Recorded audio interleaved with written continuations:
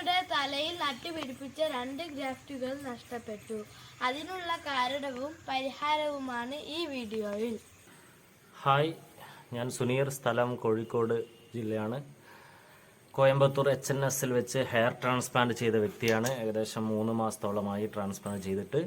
ഈ അവസരത്തിൽ നിങ്ങളിൽ ചിലർക്ക് ഉണ്ടായിരിക്കാം, പക്ഷെ എനിക്കത് 2 സമയം സംഭവിച്ച ഒരു കാര്യത്തെക്കുറിച്ച് നിങ്ങളോട് സംസാരിക്കാൻ വേണ്ടിയിട്ടാണ് ഈ വീഡിയോയിൽ വന്നിട്ടുള്ളത്.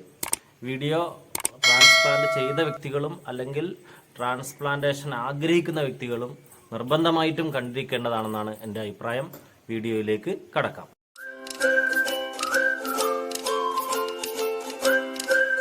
എന്താണെന്ന് വെച്ചാൽ, ട്രാൻസ്പ്ലാന്റ് ചെയ്ത ഭാഗത്ത് എനിക്കിവിടെ മുന്നിൽ ഇവിടെ ഇപ്പോൾ ഉണ്ടായതാണ് ഒരു കറുത്ത സ്പോട്ടാണുള്ളത്.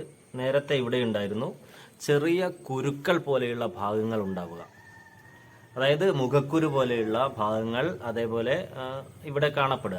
എന്നിട്ട് അത് പഴുക്കുന്നു. അങ്ങനെ പഴുത്തിട്ട് അത് ഓട്ടോമാറ്റിക്കായിട്ട് അത് നമ്മൾ വാഷ് ചെയ്യുന്ന സമയത്തൊക്കെ അത് പൊട്ടിപ്പോവുകയും അതിൻ്റെ കൂടെ നമ്മുടെ ഗ്രാഫ്റ്റ് ഊരി വരികയും ചെയ്യാണ്.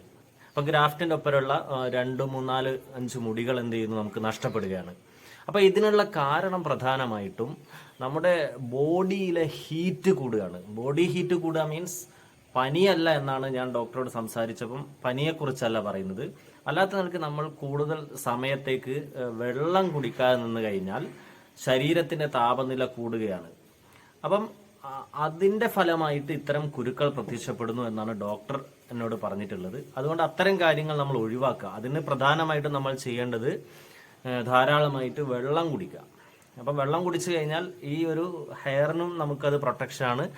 അതേപോലെ തന്നെ നമ്മുടെ ആരോഗ്യത്തിനും അത് ഗുണകരമാണ്. അതായത് നമ്മുടെ ഡോണർ ഏരിയയിൽ ഇത്തരം പ്രയാസങ്ങൾ വന്നു കഴിഞ്ഞാൽ അത്രത്തോളം നമുക്കത് എന്തുണ്ടാക്കുന്നില്ല, ബുദ്ധിമുട്ടുണ്ടാക്കുന്നില്ല.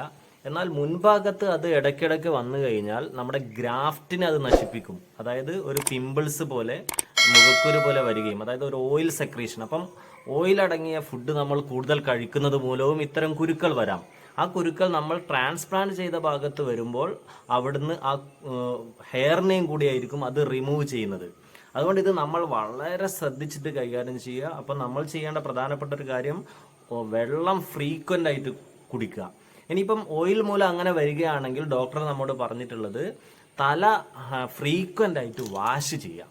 അതായത് വെള്ളം ഉപയോഗിച്ചുകൊണ്ട് തല കഴുകാൻ ശ്രമിക്കുക. അങ്ങനെയൊക്കെ ആകുമ്പോൾ നമുക്ക് ആ ഭാഗത്തുള്ള ഹീറ്റ് കുറച്ചുകൊണ്ട് ഇത്തരം കുരുക്കൾ വരുന്നത് ഇല്ലാതാക്കാൻ കഴിയും.